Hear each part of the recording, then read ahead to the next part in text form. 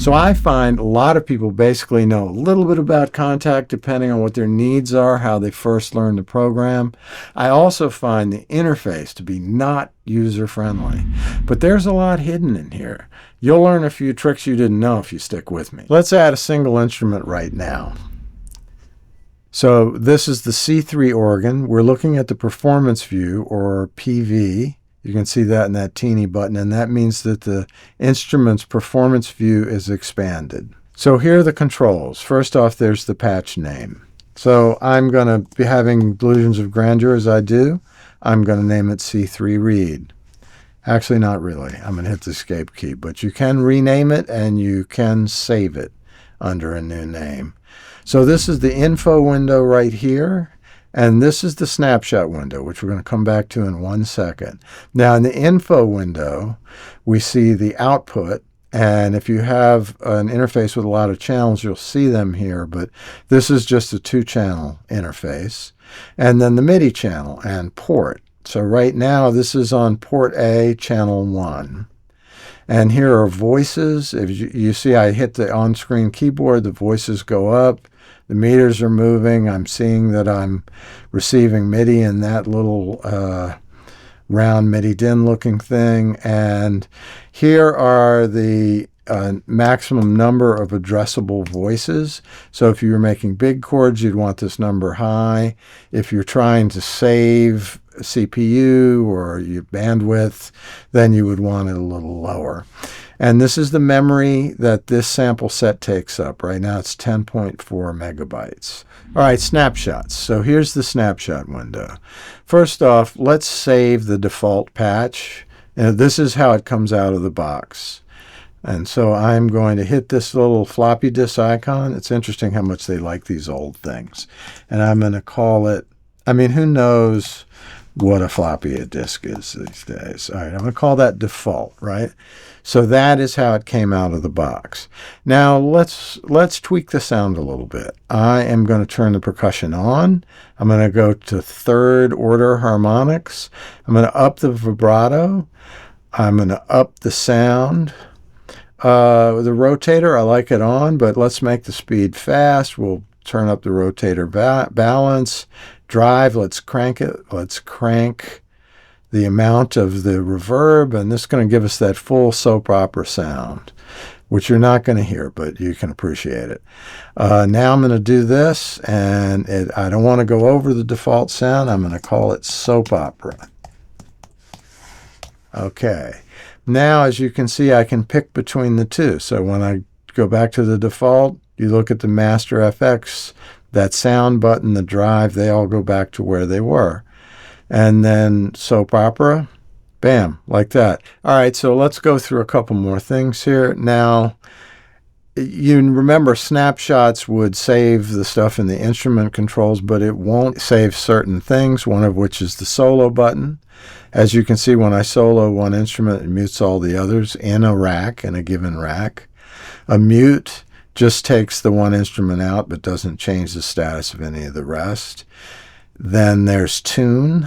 So you can tune 36 cents up or 36 cents down.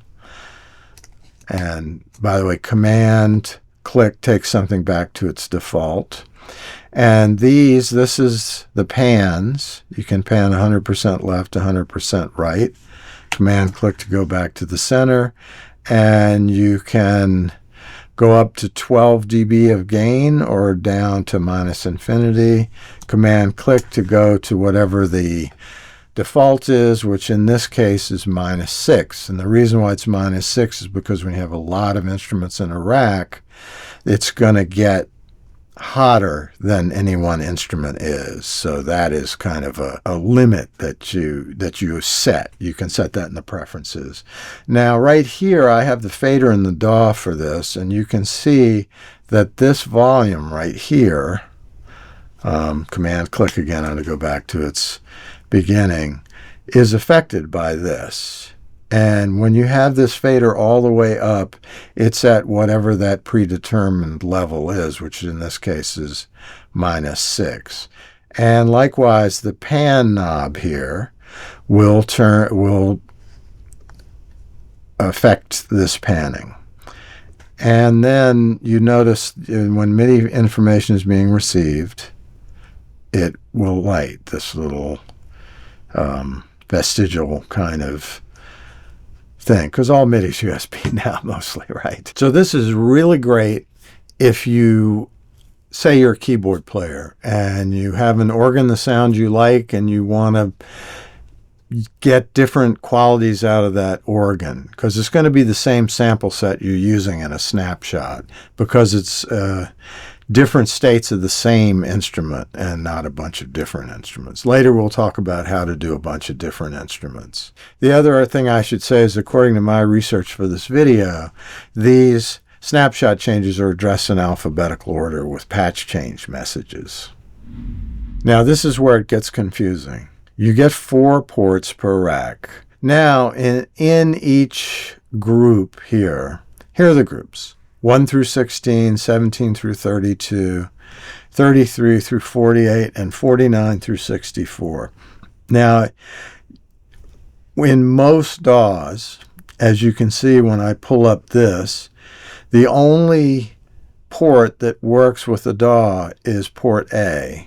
And I assume there's some variations on this. I hear VST3 maybe would cause the ability to be able to access the other ports. But and most DAWs I think only do that. But you can always add more racks, so it's not a tragedy or anything. So I'm going to add some more instruments. Let's do that right now. I'm going to come up here. I'm going to add an alto saxophone. I'm going to add a trombone. I'm going to add a trumpet mute. And as you can see, it's not overwriting the instruments, it's adding them. That's because of something we did in the last video. You can check that out. I'll have it in one of the cards up here. And so also you see the instrument navigator, where you can navigate through the different instruments if you want to.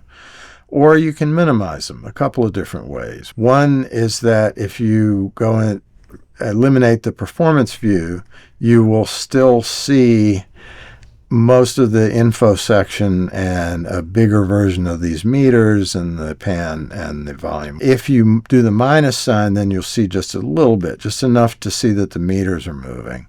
And that can be helpful. And up here, you can do it globally from the minus sign to fully expanded. Okay, so we deleted that organ, and I want to show you what a bank is. Okay, so let's instead add new instrument bank.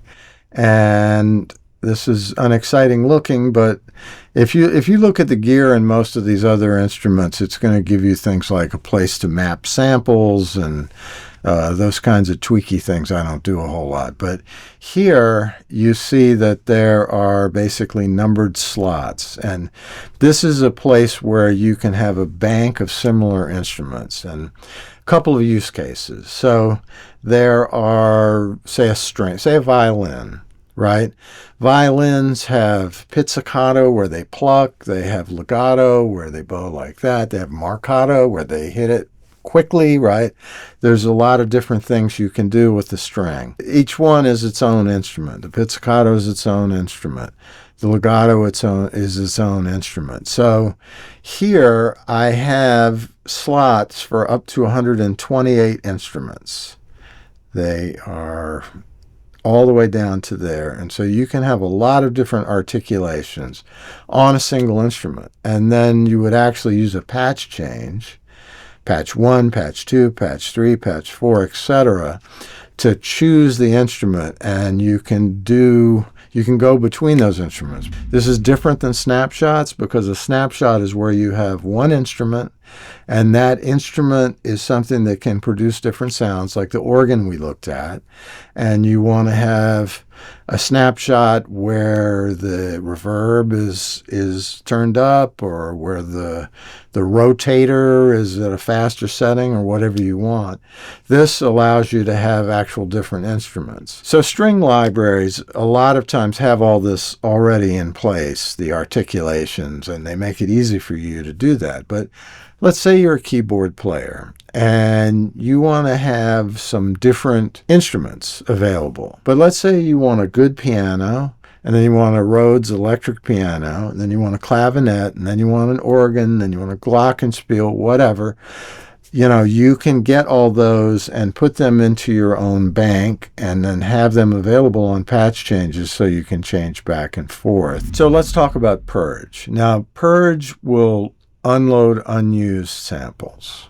First off, you can go there and purge all samples, right? Now, let's say you're at the point where you finished a part that addresses this whiter shade instrument, and you just want the samples to be loaded that your part uses, not all of them. So let's say it uses that C, and this G, because it's a very simple part, right?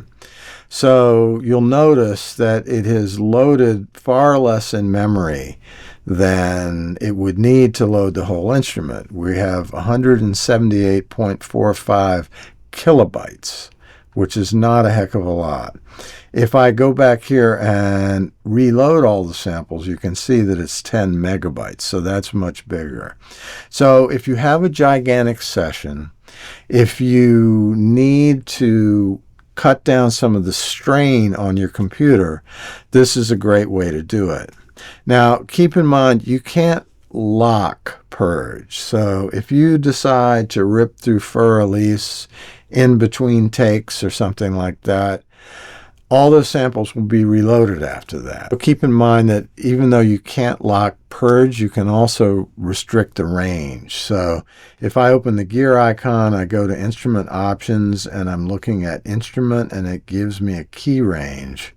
I can change that key range, and then it will restrict so it won't do below E2. So if you wanted to say, for instance, not use the bass range, you could keep that purged by restricting the range. So up here in the multi-rack aspect of it, you can give this a title first off, and then you can also save your new title. I'm going to call it Reed's Rack. These are the 4 different areas. Right here we're using 1 through 16 pretty well. We have 17 through 32, nothing's in there, 33 through 48, and 49 through 64. Keep in mind, port B, C, and D cannot be used by a DAW, so you have to have it in standalone to use them. Now, KSP means like Kontakt Scripting Protocol, I think, and this is scripts. I don't use scripts much. I'm going to undo that, and then this is where you show the auxes. Aux send. If you had this busing to aux 1, this is the aux within Kontakt itself, then you would turn those up here. And lastly, minimize, maximize. I'll turn the auxes off. So minimize is a way to look at a lot of different things, which is really cool. Now up here, ooh, look, you can chop. I wonder if I could get shoes here. Oh no. All right, forget it. I don't want to see that. But this will show you notes being used. This will show you how much the total memory of all these. Remember, the memory of this one alone was 10.39 megabytes, but all these samples together are 31 megabytes. CPU, that's how much CPU it costs to play whatever notes you're playing, and disk, how much disk throughput it costs. It's not showing anything right now, and this is the panic button. They call it restart. That's no fun. It's the panic button, and this is the info pane right here for who did the things and what your serial number is and everything.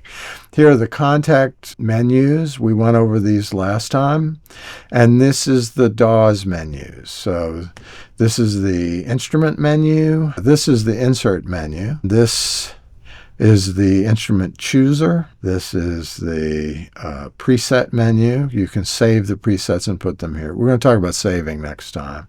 And this is whether you're using MIDI or MPE. It's MIDI polyphonic expression. So this is a way that you can send polyphony of expression on a single channel, which is way too much trouble for me. So if you'd like to take a deeper dive on how to save some of these settings that you've worked so hard to get, go here. We'll talk about instrument presets, how to save multi-racks, DAW presets, mixer insert settings, clippings, and other ways to do that. See you soon.